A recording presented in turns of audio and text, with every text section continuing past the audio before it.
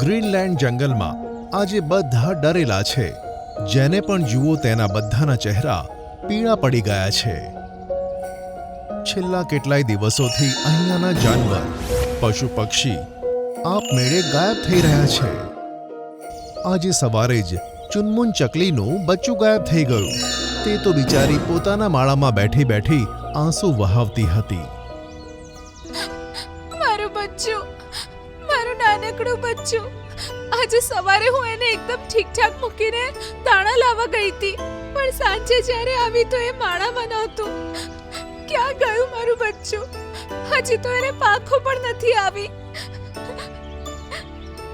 જંગલના બધા જાનવર ચુનમુન ચકલીને આશ્વાસન આપતા હતા, પણ એક માનું બચ્ચું ખોવાઈ જાય ત્યારે એનો દર્દ એક માને જ ખબર પડે છે, કારણ કે માં તો માં હોય છે. પિન્ટુ વાંદરો, જે ચુનમુન ચકલીનો સારો દોસ્ત હતો, તે તેના આંસુ લૂછતા લૂછતા તેને કહે છે કે ચુનમુન, કેટલું રડીશ તું? અમે શોધીશું ને તારા બાળકને. તું કેમ હેરાન થાય છે? અમે છીએ ને બધા અહીંયા. પિન્ટુ, હું એક માં છું. મારે આ કહેવું તો ના જોઈએ, પણ પાછલા દિવસોમાં જેટલા પશુઓ ગાયબ થયા છે એ નથી મળ્યા. આપણે એમને કેટલા શોધ્યા, પણ એ નથી મળ્યા. આમ કહીને ચુનમુન ફરીથી રડવા લાગી. લકી હાથી હોય કે ટીંકુ સારસ, ભેંચું ગધેડો હોય કે ચેતક ઘોડો, બધાની આંખોમાં આંસુ હતા. હજુ ગયા અઠવાડિયે તો બધાએ ચુનમુનના બચ્ચાનો બર્થડે ઉજવ્યો હતો. કેટલા ખુશ હતા બધા. પણ આજે બધું જ ખતમ થઈ ગયું. આપણા જંગલને કોની નજર લાગી ગઈ ટીંકુ ભાઈ? કેટલા ખુશ રહેતા હતા આપણે બધા. શું કહું ઢેચુભાઈ, મને તો બહુ ચિંતા થાય છે આપણા આ જંગલની અને અહીંયા રહેતા આપણા મિત્રોની. જો બધા આમ જ એક એક કરીને ગાયબ થતા રહેશે તો આ જંગલ એક દિવસ સુનસાન થઈ જશે. આમ કહેતા કહેતા ટીંકુ સારસ રડવા જેવો થઈ ગયો. બીજા દિવસની શરૂઆત ફરીથી લકી હાથીના ઘરની બહાર રડવાથી થઈ. તેનું બચ્ચું ડબ્બુ પણ ગાયબ થઈ ગયું હતું. ડબ્બુ, મારું બચ્ચું ડબ્બુ. અરે મારું બચ્ચું ક્યાં જતું રહ્યું રે? ક્યાં જતું રહ્યું? આ શું થઈ ગયું અહીંયા? આ શું થઈ ગયું? કેવી રીતે આ સંકટમાંથી મુક્તિ મળશે ખબર નથી પડતી. જંગલના બધા જાનવરોની મીટિંગ થઈ. જંગલનો રાજા શેરસિંહ પણ આ ઘટનાથી ખૂબ જ દુઃખી અને પરેશાન હતો.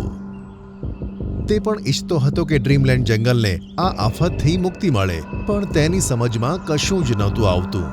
તે કરે તો શું કરે? આખરે તેણે એક નિર્ણય લીધો. મારા પ્યારા મિત્રો, આપણે એક મોટી મુસીબતમાં ફસાઈ ગયા છીએ.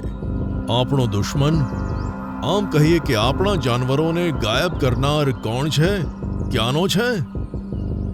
તે આમ કેમ કરે છે આપણને ખબર નથી. હવે જ્યારે આપણી પાસે તેનો કોઈ અતોપતો નથી, આપણે મુકાબલો કરીએ તો પણ કેવી રીતે? તો અમે શું કરીએ શેરસિંહ? આ રીતે તો આપણું જંગલ ખાલી થઈ જશે. ડ્રીમલેન્ડ જંગલને આપણે કેટલા પ્રેમથી વસાવ્યું છે, તેને આ રીતે ઉજળતા અમે નથી જોઈ શકતા. આમ કહીને લકી હાથી ફરીથી કૂટી કૂટીને રડવા લાગ્યો. લકી ભાઈ, ધીરજ રાખો, ધીરજ રાખો. તે દિવસે શેરસિંહે જંગલના જાનવરો માટે એક નિયમ બનાવ્યો, જેથી આ અનહોનીથી બચી શકાય. ડ્રીમલેન્ડ જંગલના મિત્રો, તમને બધાને મારી એક પ્રાર્થના છે કે જ્યાં સુધી આપણે આ સંકટમાંથી નીકળવાનો ઉપાય ન શોધીએ ત્યાં સુધી બધા મોટા ભાગે ઘરમાં રહે. હું જાણું છું કે ખાવા પીવાની વસ્તુઓ માટે તમારે બહાર નીકળવું જ પડશે, અને જો એમ હોય તો ગ્રુપમાં નીકળો, કોઈની સાથે જાઓ. ક્યારે પણ એકલા બહાર ના નીકળો કે ઘરમાં કોઈને એકલા ન છોડો. શેરસિંહના નિર્ણયથી મોટા ભાગના લોકો ખુશ ન હતા, પણ તેમની પાસે બીજો કોઈ ઉપાય ન હતો. તેમને શેરસિંહની વાત માનવી પડી. તે દિવસ પછી આખું જંગલ જાનવરોના હોવા છતાં પણ ખાલી ખાલી લાગતું. ન તો કોઈ બહાર રમવા આવતું કે ન તો ફરવા. જરૂર હોય ત્યારે જાનવરો નીકળતા જરૂર, પણ ગ્રુપમાં. એક દિવસની વાત છે. રાતનો સમય હતો. મોન્ટુ હરણ ઘરમાં સૂતું હતું. ત્યાં જ કોઈએ ઘરનો દરવાજો ખખડાવ્યો. મોન્ટુ, મોન્ટુ, અરે બેટા મોન્ટુ, દરવાજો ખોલ બેટા. મોન્ટુ હરણને પહેલા એવું લાગ્યું કે આ બધું તે સપનું જોઈ રહ્યો છે, પણ જ્યારે તેની આંખ ખુલી તો તેને માનો અવાજ સંભળાયો. અરે આ તો મમ્મીનો અવાજ છે, પણ મમ્મી ક્યારે બહાર ગઈ? મોન્ટુને ખબર નહોતી પડી રહી કે તેની મમ્મી બહાર ક્યારે ગઈ. તેને બીક તો લાગી. તેમ છતાં પણ તે ઊભો થઈ દરવાજા પાસે ગયો અને અંદરથી જ પૂછ્યું કે મમ્મી તું બહાર ક્યારે ગઈ? અરે બેટા, કેટલા દિવસથી હું ઘરે જ હતી. સવારના ખાવા માટે કંઈ નહોતું એટલે હું બહાર આવી. બેટા જલ્દીથી દરવાજો ખોલ, ક્યાંક એવું ના થાય કે હું પણ ગાયબ થઈ જાઉં. માની આ વાત સાંભળતા જ મોન્ટુએ ઝડપથી દરવાજો ખોલી દીધો. બહાર તેની માં જ હતી. જલ્દીથી દરવાજો બંધ કરી દે બેટા. મોન્ટુએ દરવાજો બંધ કર્યો. બીજા દિવસે સવારે ફરીથી કોઈના રડવાનો અવાજ આવ્યો. આ અવાજ મોન્ટુની મમ્મીનો જ હતો.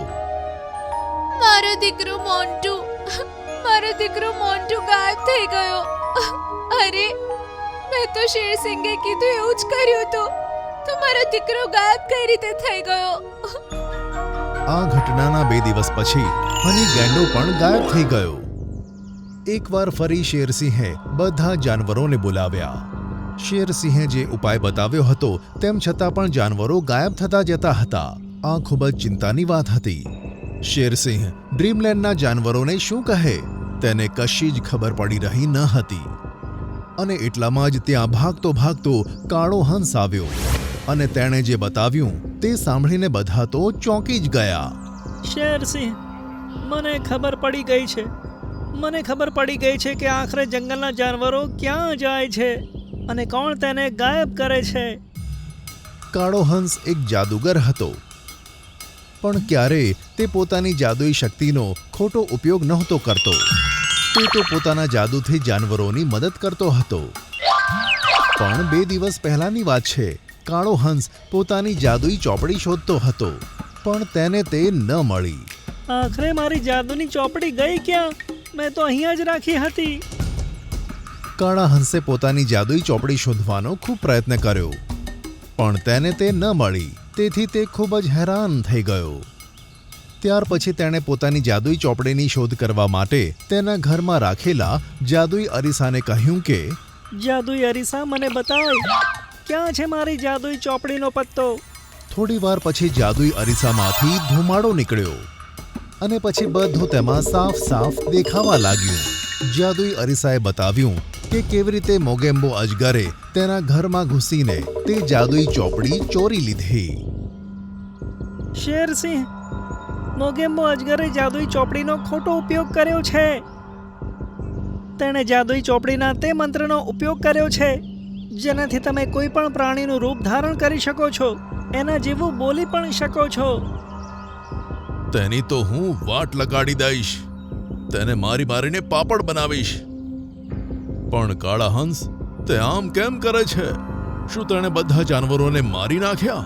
ના, તેણે નથી માર્યા, પણ કાલે તે બધાને મારી નાખશે, કારણ કે કાલે અમાસ છે. તે પેલા બધા જાનવરોને મારીને તે શક્તિ લેવા માંગે છે, જેના કારણે તે આખી દુનિયાના જંગલોનો રાજા બની જશે. તે રાજાની તો હું બેન્ડ વગાડીશ. અમાસ તો કાલે છે ને, આજે જ જઈએ તેની ગુફામાં. શેરસિંહ જંગલના બધા જાનવરોની સાથે તે ગુફા પાસે પહોંચી ગયો.